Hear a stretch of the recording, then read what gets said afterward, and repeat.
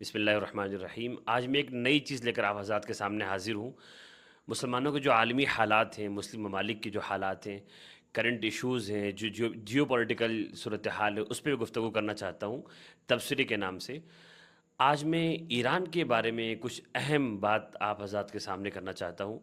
اس سے پہلے یہ بات آپ کو ملحوظ رہے کہ ہر مومن، خواہ وہ دنیا کے کسی بھی خطے کا ہو، کسی بھی زبان کو بولنے والا ہو، کسی بھی رنگ و نسل کا ہو، وہ سارے ایک بھائی ہیں۔ قرآن پاک کہتا ہے انما المؤمنون اخوہ، سارے ایمان والے بھائی ہیں۔ تو اور سارے ایمان والے ایک جسم اور ایک جان کی طرح ہیں۔ اگر ایمان ہے، خواہ کسی بھی فرقے سے تعلق ہو ان کا، تو ایک جسم ایک جان کی طرح ہیں۔ ایک حصہ بھی اگر پریشان ہو تو سارے جسم کو تکلیف ہوتی ہے۔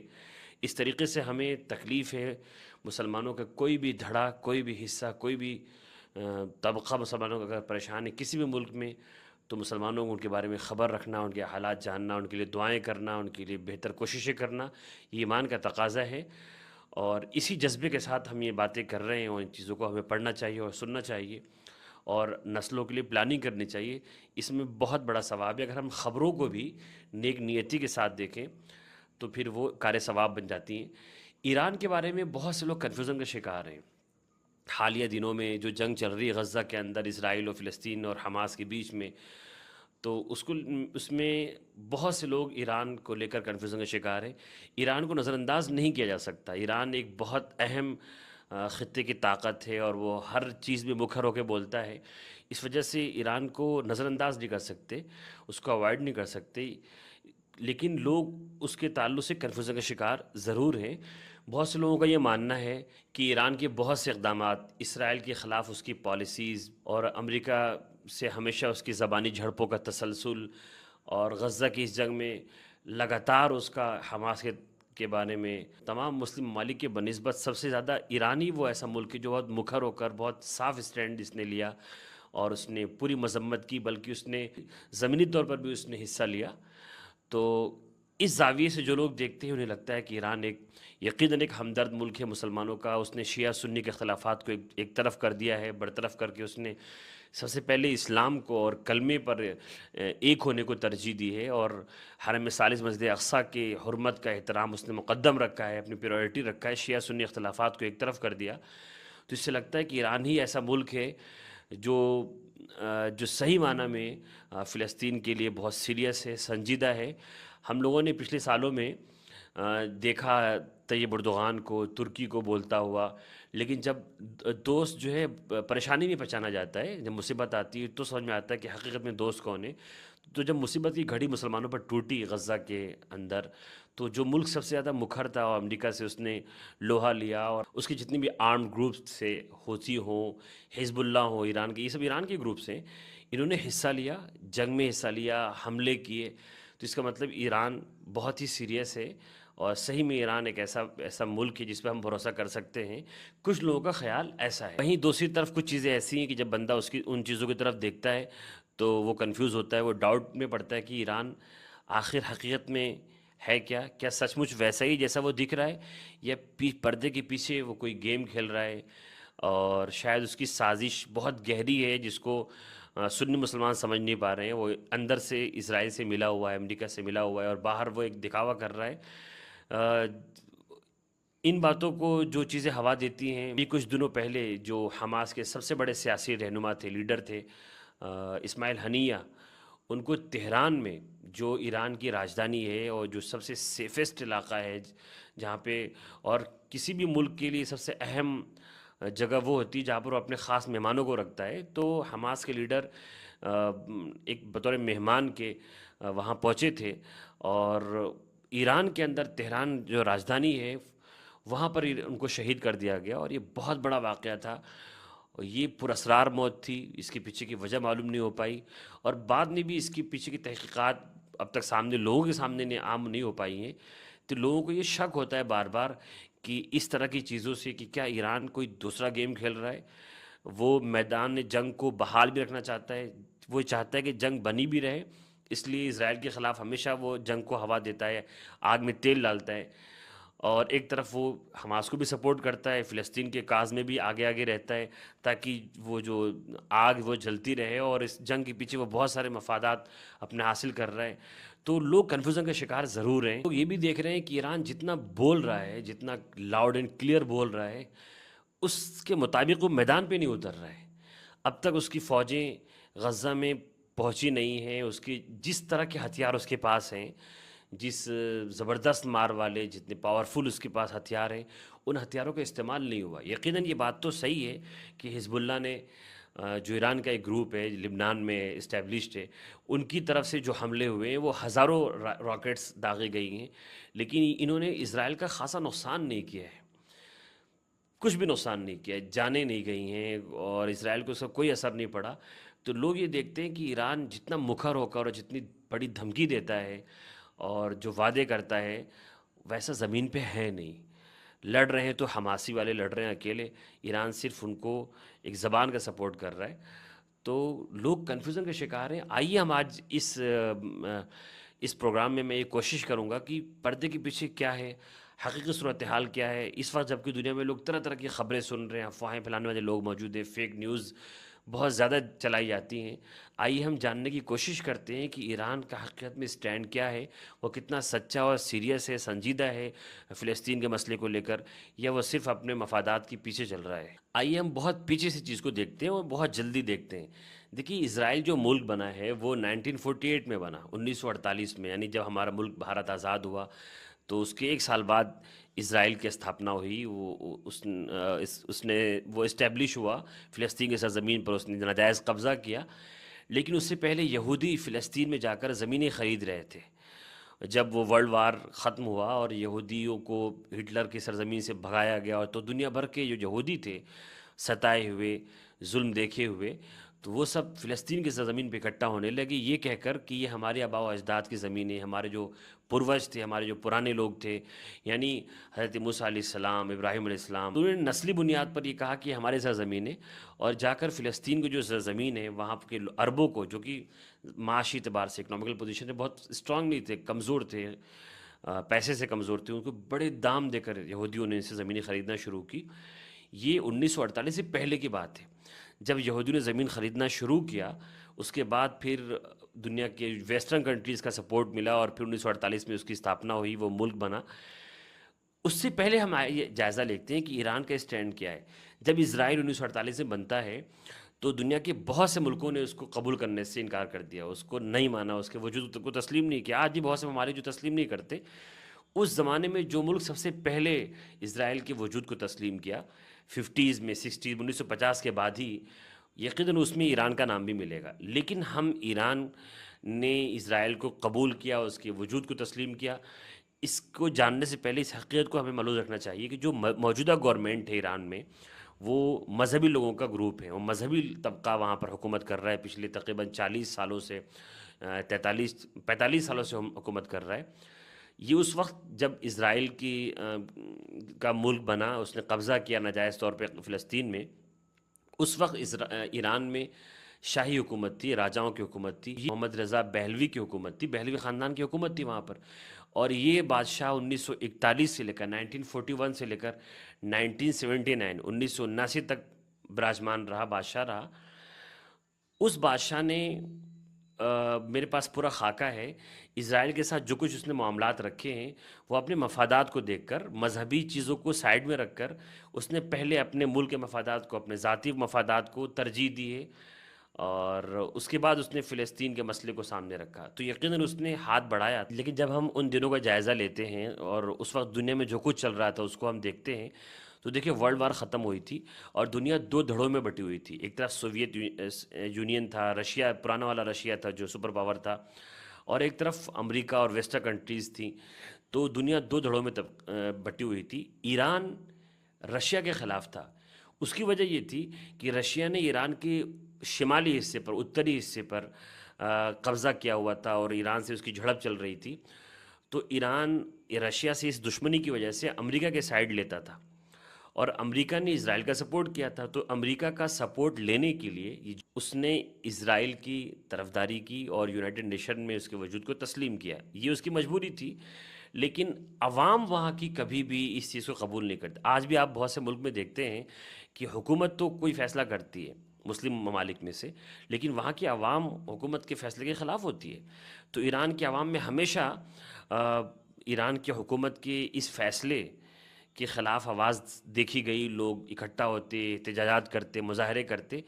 وہیں سے 1939 کے بعد سے، جب وہ محمد رضا کی بہلوی کی حکومت تھی اور اس کے باپ کی حکومت تھی، اس زمانے سے ہی یہ ایران کا مذہبی طبقہ جو آج حکومت کر رہا ہے، ان لوگوں نے فلسطین کے مسئلے کو سب سے آگے رکھ کر، فلسطین کے نعرے کو سب سے پہلے نمبر پہ رکھ کر انہوں نے ملک میں حکومت کے خلاف آوازیں بلند کی۔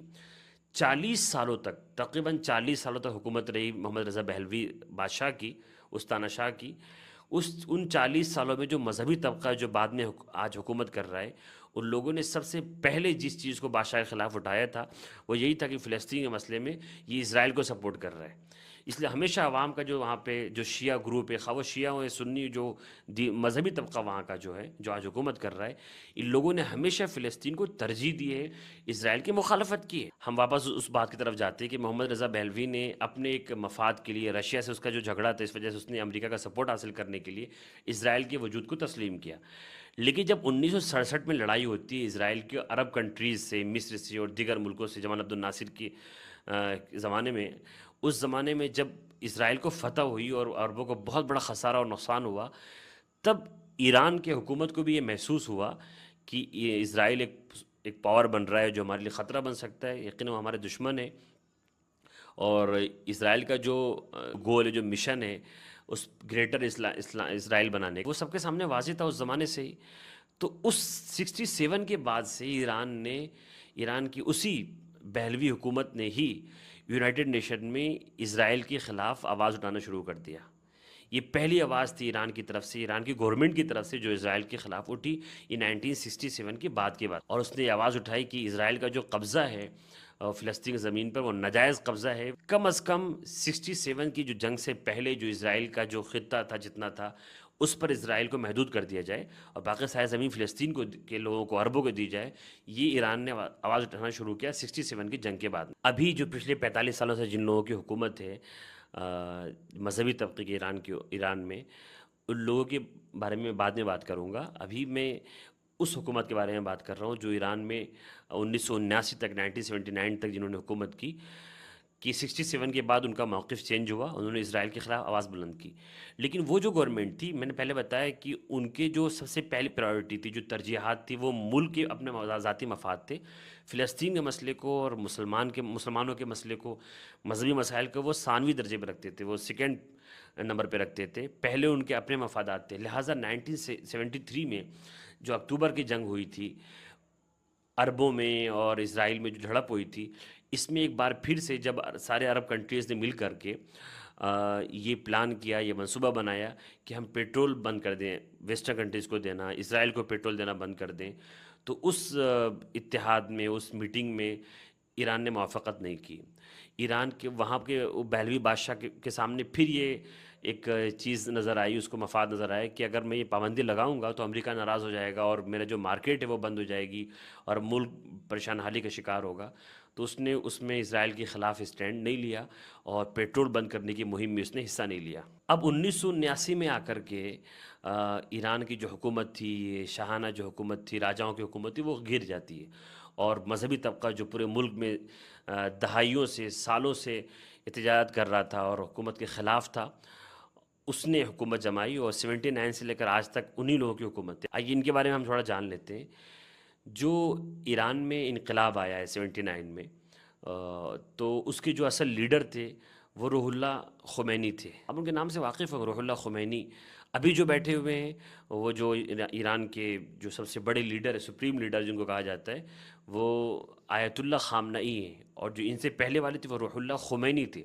جو خمینی صاحب تھے، جنہوں نے اس احتجاج کو اور اس انقلاب کو لیڈ کیا تھا، انہوں نے بہت پہلے سے یہ فتویٰ جاری کیا تھا ایران میں، جب ان کی حکومت بنی بھی نہیں تھی، بحیثیت ایک عالم کے انہوں نے فتویٰ جاری کیا تھا کہ اسرائیل کو ہتھیار فروخت کرنا، ان کو پیٹرول بیچنا اور ان سے تجارتی تعلقات رکھنا، یہ شرعاً حرام ہے اور اسلام کے خلاف کھلی دشمنی ہے۔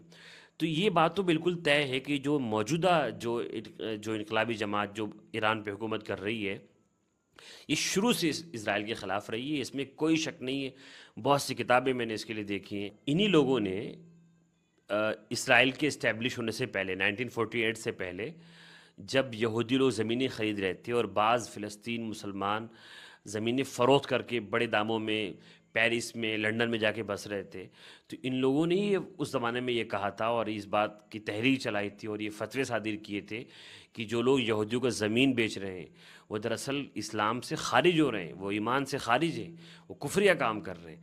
تو یہ روز اول سے اسرائیل کے خلاف رہے ہیں، لیکن پہلے دن سے انہوں نے اسرائیل سے تعلقات ختم کر لیے۔ اسرائیل کا جو کی ایمبیسی تھی تہران میں، ایران کی راجدھانی میں، اس ایمبیسی کو پہلے دن ہی انہوں نے بند کر دیا۔ خمینی صاحب کی حکومت بنی تو سب سے پہلے جو عالمی شخصیت، جو کوئی بڑا نیتا اگر ایران میں پہنچا تھا تو وہ فلسطین کی مسلم شخصیت یاسر عرفات تھی۔ یاسر عرفات وہ پہلے آدمی تھے جو ایران پہنچے تھے، اور اگرچہ وہ فلسطینی مسلمان تھے، لیڈر تھے، سنی تھے، اور خمینی ایک خالص شیعی رہنما تھے، ان لوگوں نے سب سے پہلے ہاتھ ملایا۔ اس ایران کی اس نئی حکومت نے جو ایمبیسی تھی اسرائیل کی، اس کو خالی کرا کر کے یہ اس ایمبیسی کو فلسطین کے حوالے کر دیا، یاسر عرفات کے حوالے کر دیا۔ ایک بہت بڑا قدم تھا۔ امریکہ سے تعلقات انہوں نے ختم کر دیے، اور ایران نے اعلان کر دیا 1979 میں کہ ہر رمضان میں جو آخری جمعہ ہوگا وہ قدس کے لیے منایا جائے گا، وہ فلسطین کے لیے منایا جائے گا۔ آج تک اس پہ عمل ہوتا چلا ہے، لیکن یہ جو تعلقات فلسطین کے اور ایران کے بنے بہت مضبوط، ان میں تھوڑی کمزوری بھی بیچ میں آئی۔ خاص طور سے صدام حسین جو عراق کے صدر تھے، اور وہ ایک سنی مسلمان تھے، انہوں نے شیعوں کے خلاف ایک تحریک چلائی ہوئی تھی۔ اس وقت جب فلسطین کے رہنماؤں نے، یاسر عرفات نے صدام حسین کا ساتھ دیا تھا، اس وقت تعلقات میں کمزوری آئی تھی۔